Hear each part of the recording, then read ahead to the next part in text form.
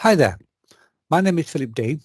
I work in the Faculty of Health's Academic Development Department, or ADD, which until very recently was the Personal Development Department. Now, this is the first of a 5-video series which overall will cover key concepts of quantitative systematic reviews. I'll be focusing throughout on quantitative research simply because of my own area of knowledge and experience. Now, the concept of systematic review for a qualitative research, of course, does exist, and it's sometimes called a qualitative evidence synthesis, or QES. If you look at the Cochrane Handbook, of which I'll give you the link later, chapter 21 will deal with that. So here are my intended playlists for the forthcoming videos, helping you undertake a quantitative systematic review. This first video will give an overview of why we might want to carry out a systematic review and how such a review is carried out, giving a brief overview of all the steps that need to be undertaken. The second video, The Anatomy of a Systematic Review paper, will be a deep dive of a typical Level 7 systematic review in order that you can see in more detail how each section unfolds so as to hopefully demystify for you the whole process. Video 3, Understanding Statistics in the Primary Papers, Descriptive Statistics, P-values and Confidence Intervals. Well, of course, this introduces you to the key statistics, emphasis here on the word key, that you will encounter when you're reading primary research, typically from randomized control trials, but also you may be reading from observational studies. You'll need to understand these at least to a basic level in order to make a more rigorous critical appraisal as part of your systematic review. Video 4, Understanding Statistics for the Meta-analysis. Well, here we shift the focus to understanding the statistics that you may very well be carrying out yourself, and certainly you'll be coming across in your reading of other systematic reviews. So you have things like the mean difference, hazard ratios, odd ratios, and other statistics regarding a meta-analysis.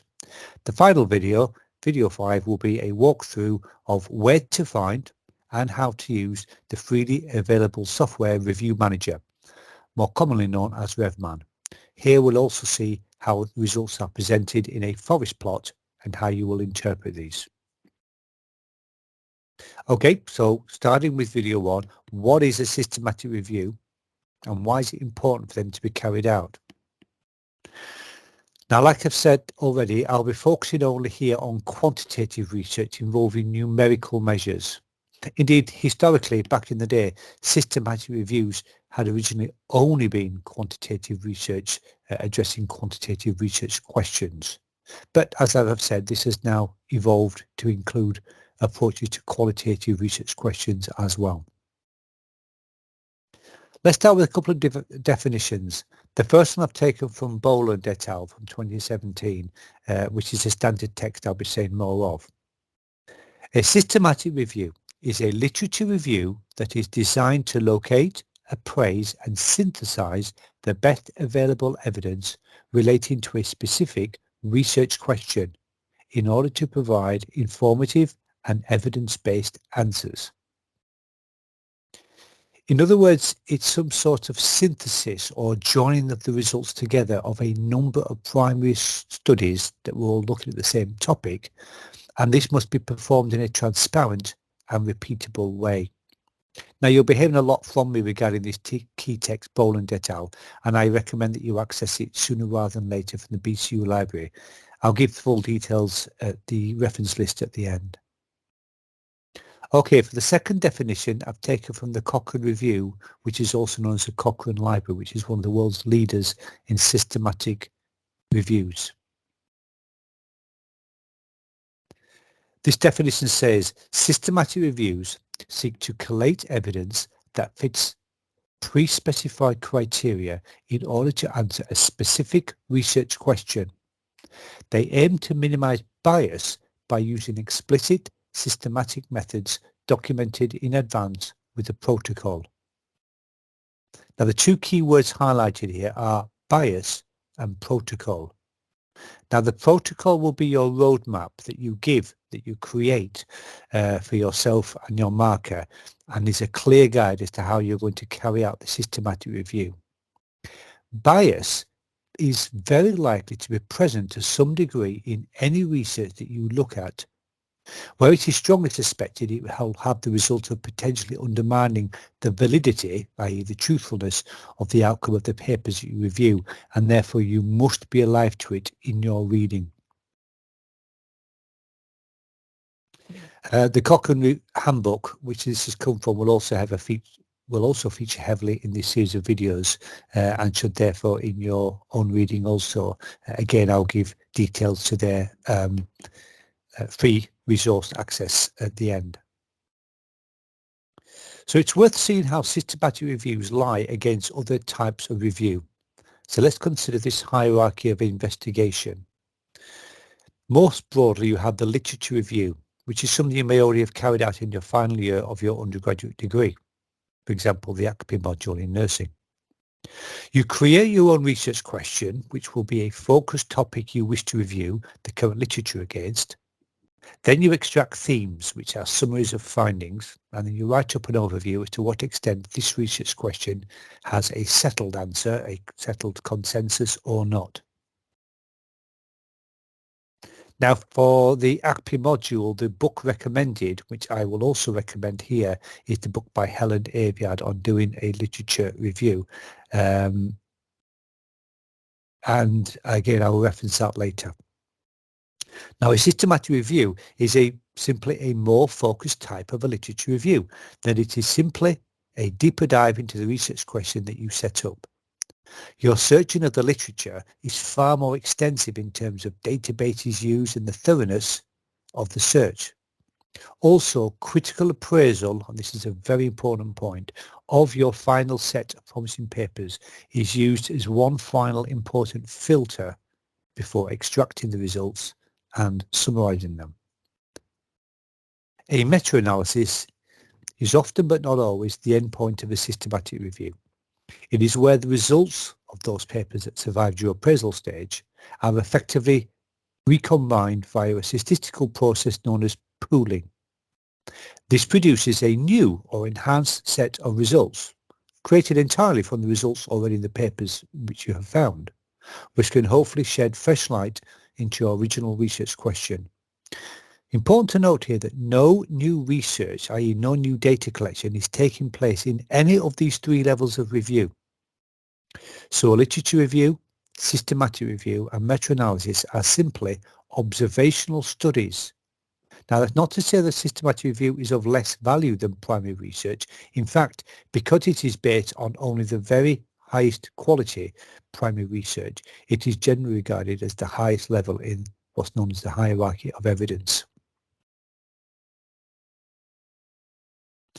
You may also come across the idea of a narrative review. Now, a narrative review is used when a meta-analysis, the final steps of a systematic review, is not possible, and so it does have all the stages of a systematic review, but without the end point of a meta-analysis. Indeed, it is very possible that you yourself may end up with a narrative review in your own case, rather than a full meta-analysis version of the systematic review. For example, if you did not find sufficiently similar papers that address your particular research question. This is something you will discuss with your supervisor when you are filtering down your papers as part of your critical appraisal.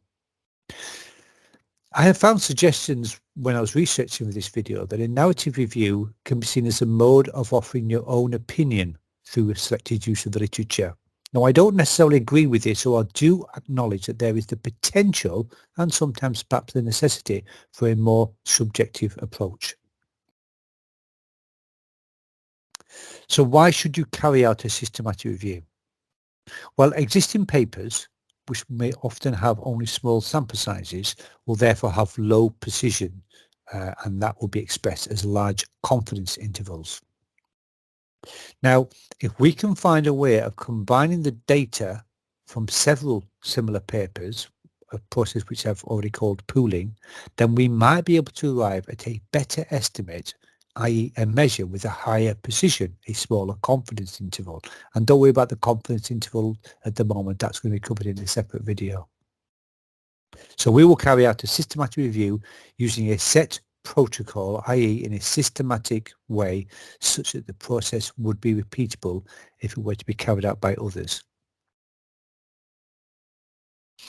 Also, you would carry out a systematic review because you want to update the current status of key medical knowledge. This is particularly important for newer drugs that might only have been on the market for a few years and we now want to see their state of play. And also, of course, and this is where the pooling and the critical appraisal looking for biases comes in, you can resolve potential discrepancies that already exist in the published literature. And finally, as I've already said, it improves the precision and therefore the estimate of certain key measures. Okay, so let's now think about the journey of a systematic review. This may start in your case perhaps with only a general research question, which will then become fine-tuned. For the plan of action to be undertaken, there are several ways of proceeding, so I'm going to borrow extensively, without apology, from Boland et al. 2017. Now here they give us 10 steps in what's called their roadmap to your systematic review, and you can find this on page 21 in their forward. Now these steps are, in order, planning your review, performing a scoping search or searches, and this will lead to a broad review question, and then that will allow you to write your protocol. Step 3 is literature searching. Step 4 is screening those titles and abstracts using your inclusion and exclusion criteria. Step 5 is obtaining full text copies of those papers that you now need. Step 6 is to filter down these full text papers of only your included studies. Step 7 is extracting your data. Step 8, and we will talk about the order of these two later on in this video. Step 8 is the quality assessment, the critical appraisal of the papers using some sort of tool. Step 9 is this pooling, this analysis and synthesis, and will be followed by an interpretation of the results. And the final one, the final step, step 10, is writing up and disseminating, and therefore creating a conclusion for your entire review. Okay, I want to go into greater detail for each of these. So let's look at step 1, planning your review. This is essentially thinking about your time management. Perhaps you can construct a study timetable in the light of the deadline that you'll be told and the amount of supervision that you'll be given. There is some specialist software out there that will sometimes help in the type of systematic review you are carrying out, be it qualitative or quantitative, and again, take guidance from your supervisor on this. The structure of your writing, are there other systematic reviews that you can hopefully be allowed to look at, or perhaps you have been given a completely free hand? If you have been, then accessing a good book like Boland becomes even more important.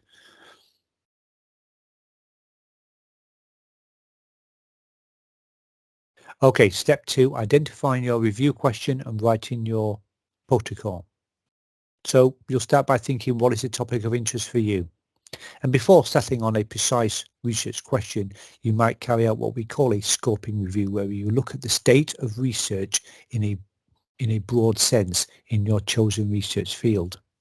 To help with the scoping review, you can use frameworks such as the PCC framework, where P stands for population and C stand for concept and context. Again, this is covered in more detail in Boland. From your reading of this broad search, you will then be able to finalize and fine-tune your review question, again checking with your supervisor. At this point, you'll then write a review protocol, and I need to explain a little bit more here about both the research question and the protocols. Let me just step away from step 2. The outcome of scoping review will help you to define your research question. Now, when you write your research or review question, it can be helpful to be guided by the PICO structure if you're doing quantitative studies, or the PEO structure, which is generally used for qualitative studies. Now, I know this has already been covered via the screencast by Sian in the level 7 block on your Moodle, so I'll be brief here.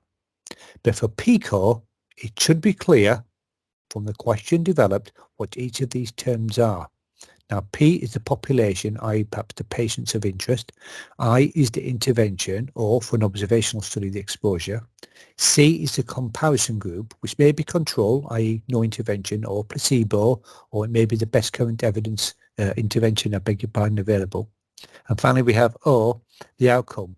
What was measured? What measure were you interested in, e.g. recovery time, pain levels, wound area reduction, etc. For the PEO, on the other hand, for qualitative research, P is once again the population of interest or the patient or even sometimes the problem. E is exposure, what might be the disorder or pre-existing conditions or difficulties of the client, and O is the outcome. I think it's quite nice to have some worked examples here. I've got 3 examples, and I believe these are all taken from Boland.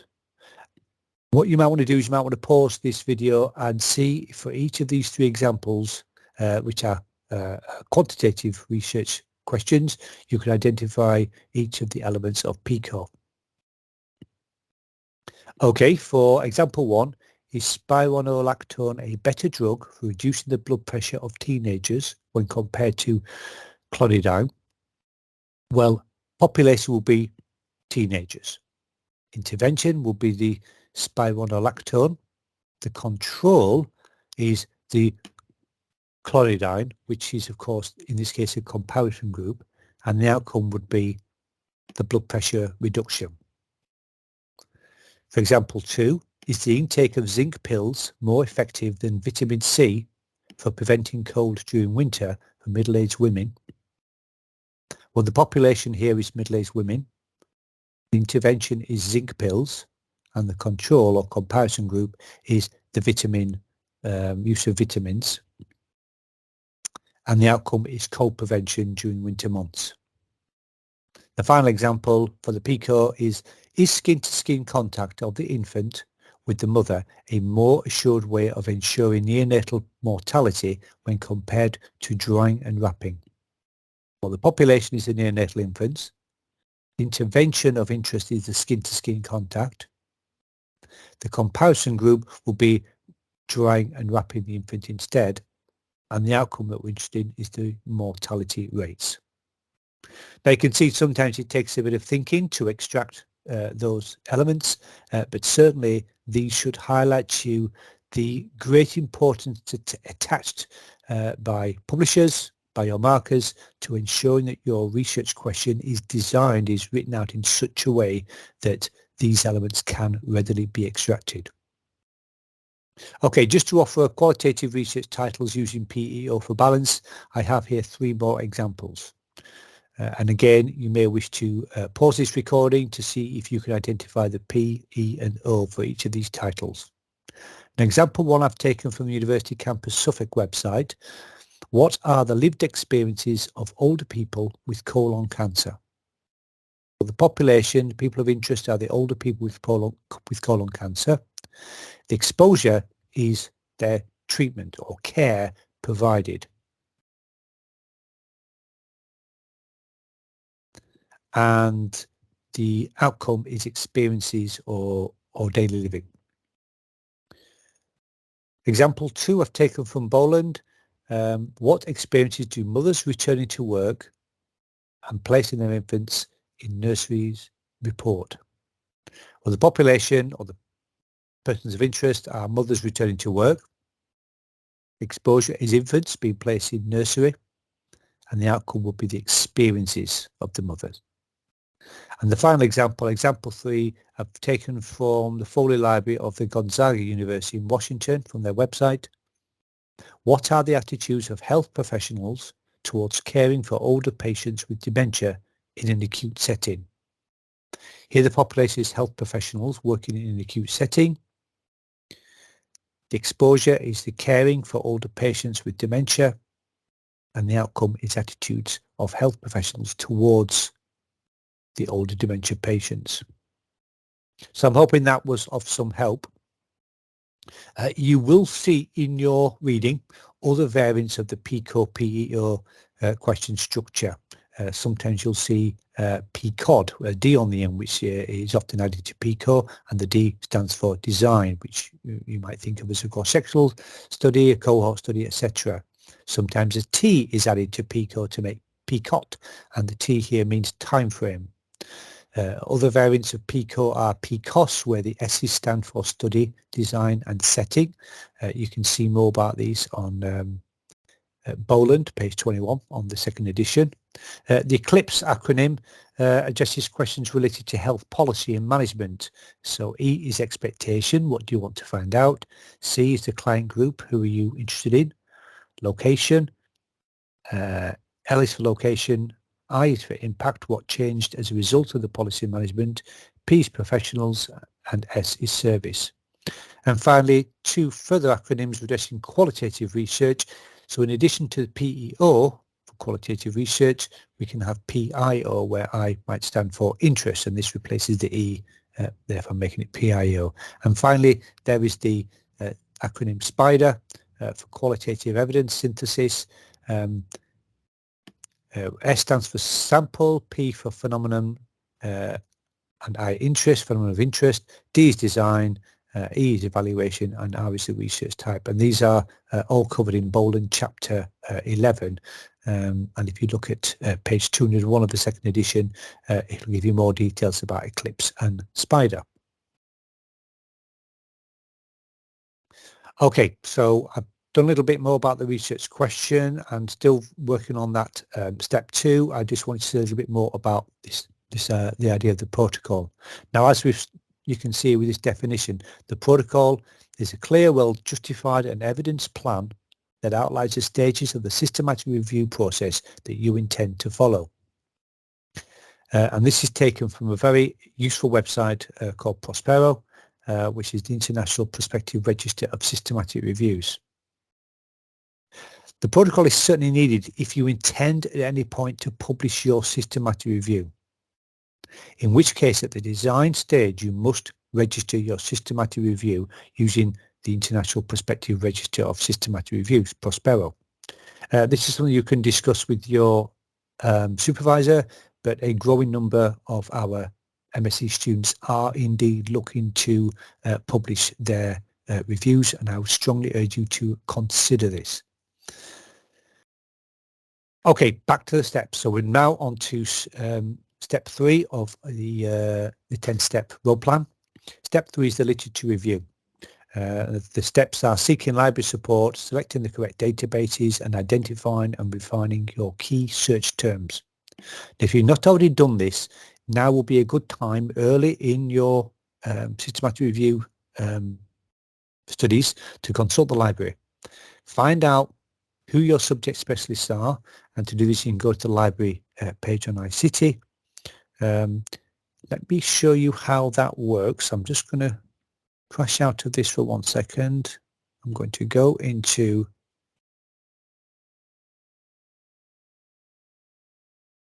the library page. So I'm going to go onto iCity. This is important, just knowing who your subject specialists are. So you go into iCity, the library tab is typically, library tile, I beg your pardon, is this red one. If it's not yet expanded, just use the double arrow to open it. If I then click on links, I will go to the library website. And this is where you'll go to do your searches. What I'm going to do is I'm just going to scroll down to the bottom of the page. And one of the links is subject guides. So I'll click on that. And then you think, okay, find my subject. Now I'm going to think to myself, well, I'm a nurse, so I'm going to click on nursing midwifery, then click on nursing. Takes me to a page just for us. It'll start off by telling me who my librarian is. We've got Anne Stemman Jackson is my librarian and a useful contact there. And the thing of interest is if you look at this tab called Finding Information and then click on Databases and Website, what Anne has done, liaising with the program leaders, is she's looked at all the databases that the library subscribe to and in order of importance listed those databases. You will almost certainly have heard of CINAHL, and there it is, but you've also got Medline, the Cochrane Library, PsycArticles, and the Nice Evidence Search. It's not designed to be exhaustive, but it's a very, very good starting point. And I would also suggest getting to know who your subject librarian is, because there's a very good chance that you will be carrying out asking for a tutorial as well to help you with your searching. Okay, so you'll find out which are the most appropriate databases to use. Your particular research question might be very specific, very non-general, and therefore you might need databases which aren't on those general lists. So once you've found your appropriate databases via perhaps liaising with your library specialist, she will then hopefully help to remind you which are the common ones and which might be extra ones that you may not have thought of. Because unlike any level 6 literature review will have done, this part of your systematic review has got to be as thorough as possible. Okay, once you've got that point, you of course, to start to search, you need to establish and then refine your key search terms. I will say no more about that because that is where, as far as I'm concerned, the library comes into play. There's a whole set of skills, these phrases like Boolean, algebra, etc. They all come into play. Okay, step 4 in the systematic review journey is screening the titles and abstracts. So if there's an overlap across the various databases, as there will be, so you may very well end up with some duplicates in your big list of potentials. So that's your first step, is to get rid of those. Then you might consider with greater care your remaining papers and screen these titles using your inclusion and exclusion criteria that you've set up as like an add-on with your research question. This is where something called the Prisma flow diagram is very, very useful, and you will be expected to have something like this in your final write-up.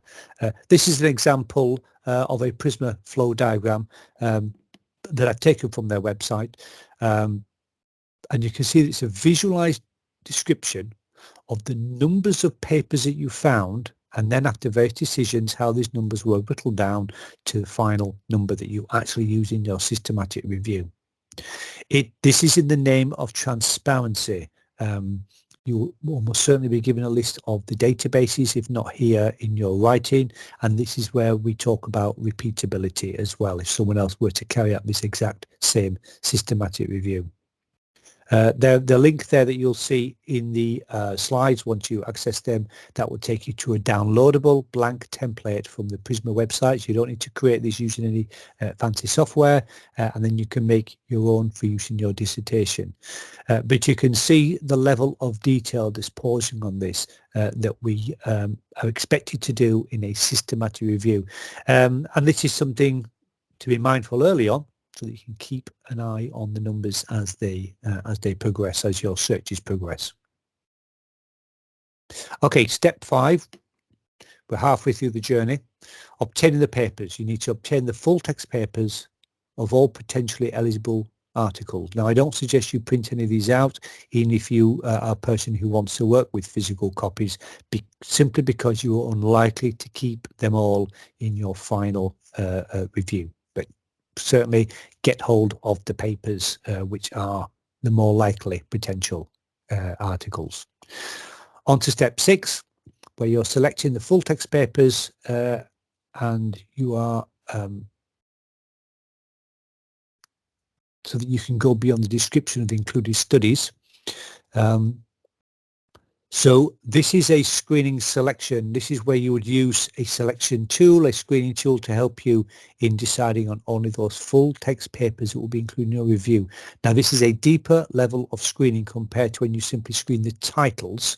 And I'll give an example of such a tool in a moment.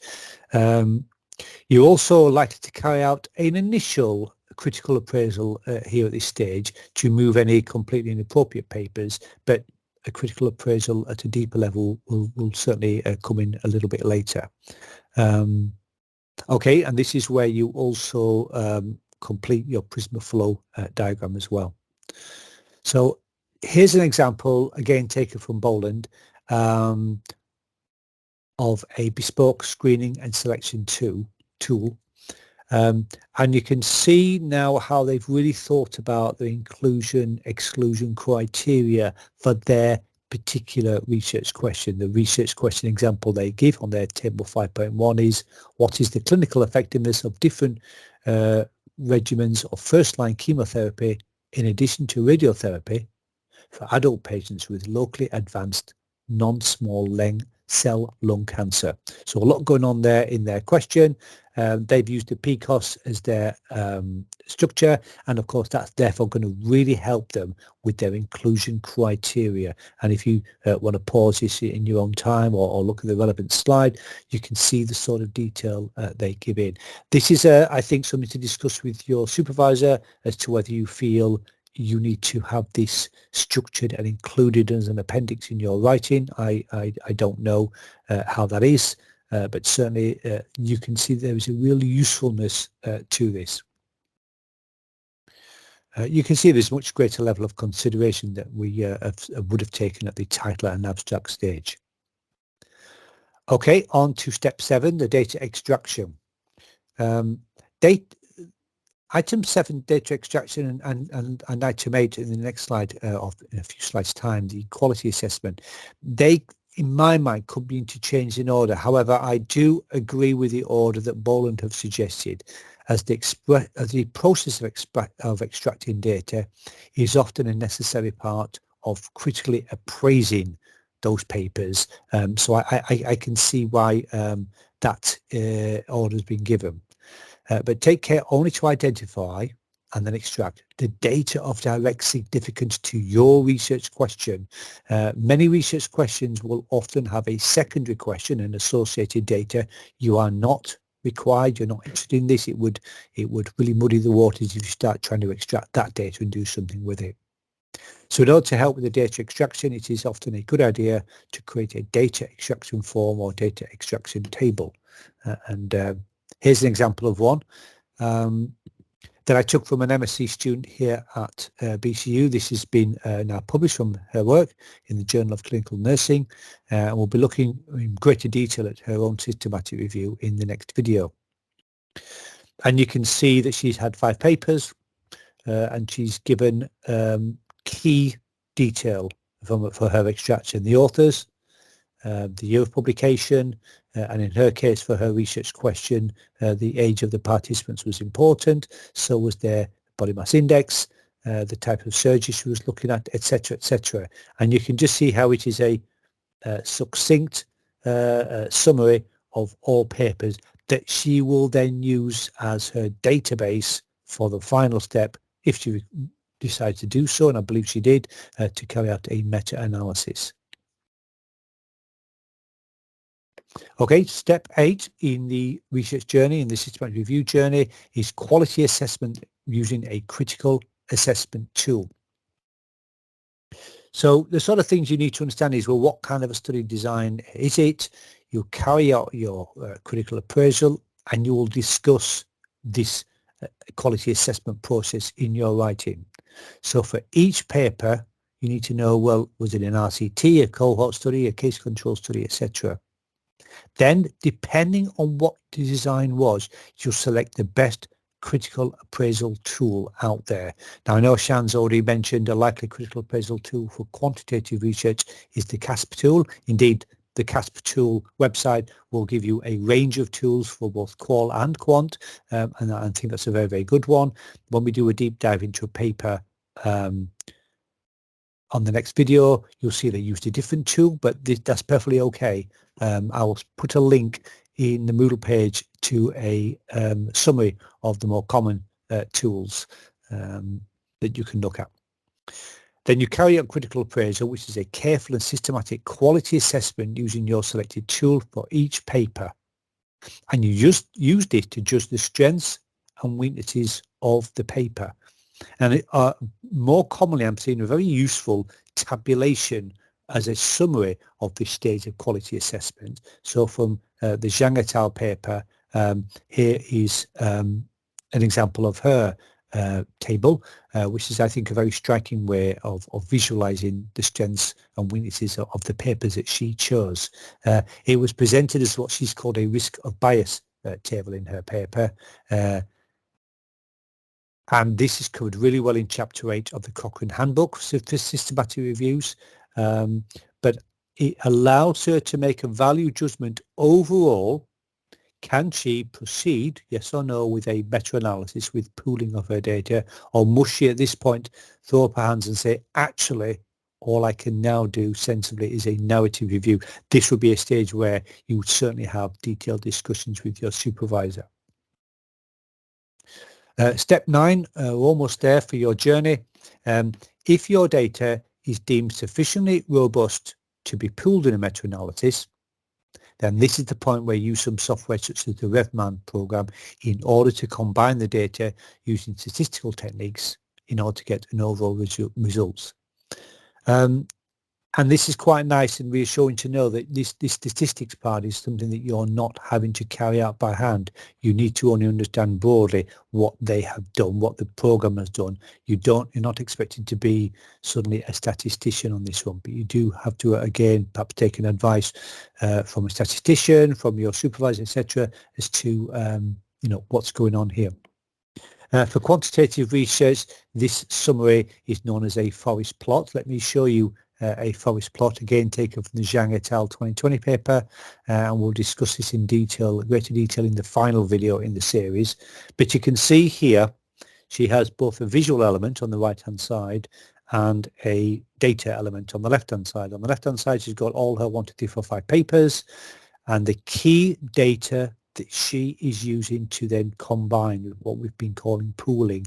Each of them had a mean which was fairly similar. You can see this visually. The mean, the green dots, the green little boxes, they are the mean values from each paper. The horizontal lines going through each of those boxes represents the level of precision. It is the confidence interval, and you can see that they are all rather broad, perhaps apart from that second one.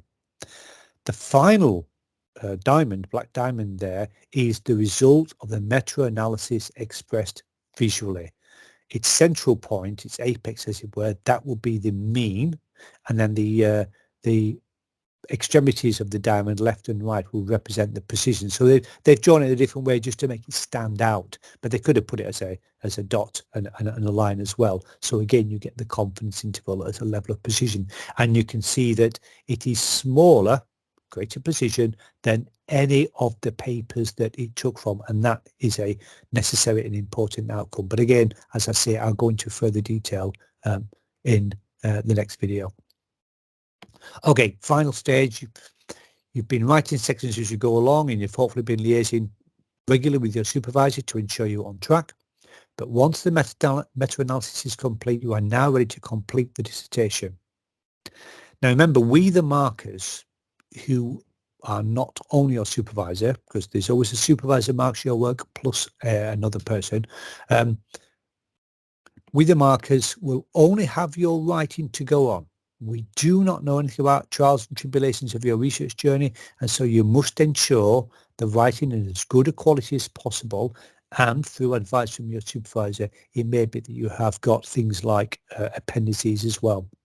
So make sure very early on that you know what is the correct dissertation template, if there is one for you to use. Write academically, and ensure you consult people at the PDD, now known as the ADD or EDS in City Centre, and give yourself sufficient time for writing up. But I strongly advise you during your systematic review journey to be writing up as you go along. Yes, it will be in rough draft form, but it is a large piece of writing. You don't want to leave it all to the end.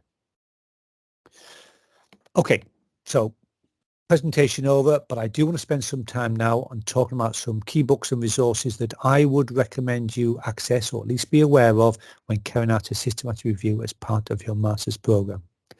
First up, of course, is the Boland et al., which I've mentioned several times, doing a systematic review. It's certainly not the only resource I'll be recommending, but I feel this is the Bible for any MSc student carrying out a systematic review. And unfortunately, it's only available as a printed copy. I requested an e-copy to be purchased by the library, but I've been told this is simply not available. However, the library have 28 physical copies in the Mary Seacole Library at City South, and a further 10 copies available in the Curzon Library, so you should be able to access one. If you are going to buy it from Amazon, and I would check out hard copy first, it's around £23. So I'm not saying buy it, but I'm saying try and get hold of your own copy via the website. Chapter 1 should be read fully and early as possible. How it talks broadly about kind of how to systematic review and the pros and cons. A very nice discussion takes place on page 5 where they talk frankly about these advantages as well as disadvantages of kind of systematic review as a student, and you'll see lots of the material that I've borrowed for this particular video as well. Okay, the second book is one you may have already come across in level 6, and that is Doing a Literature Review in Health and Social Care by Helen Aviard.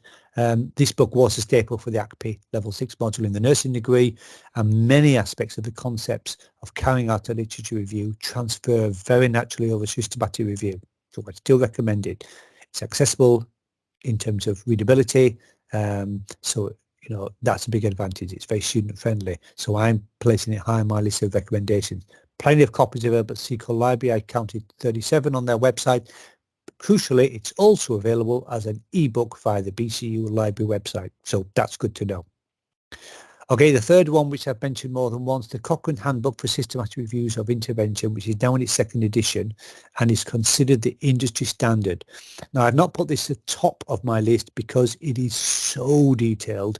It is aimed primarily at those seasoned researchers. However, even as a student undergoing a systematic review for the first time, you'll still find it a very, very useful resource.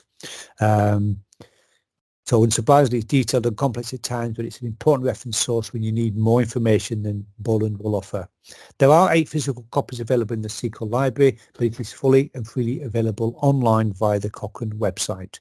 And I mentioned earlier that chapter 21 gives a nice discussion around the qualitative reviews. I've given the link there that you'll be able to click on when you access my slides. A slightly older book from 2001 is Systematic Reviews in Healthcare, Meta-Analysis in Context.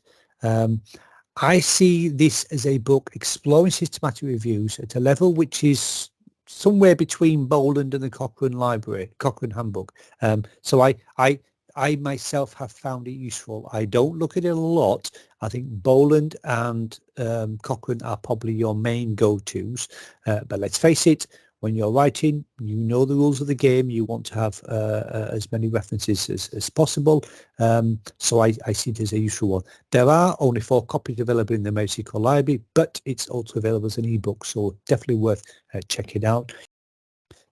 Almost at the end of my list, this is one you may have come across by Trisha Greenhalgh called How to Read a Paper. It's in its 6th edition and it's available at BCU as an ebook.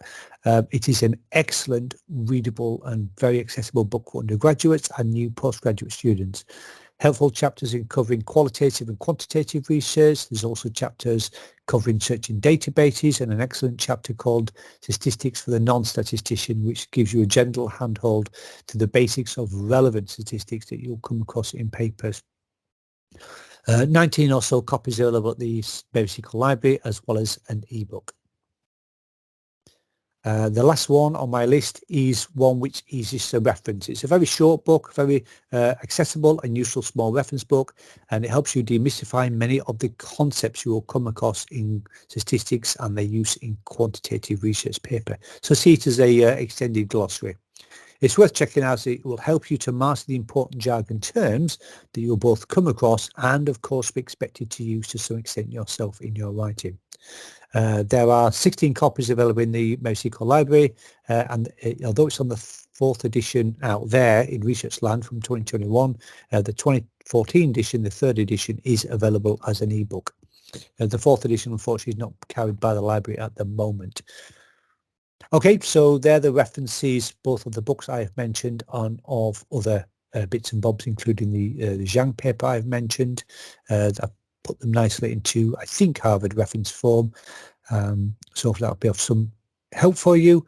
And I hope you found this first video useful as an overview of what systematic reviews are all about, what you have a sense of what you're getting yourself into.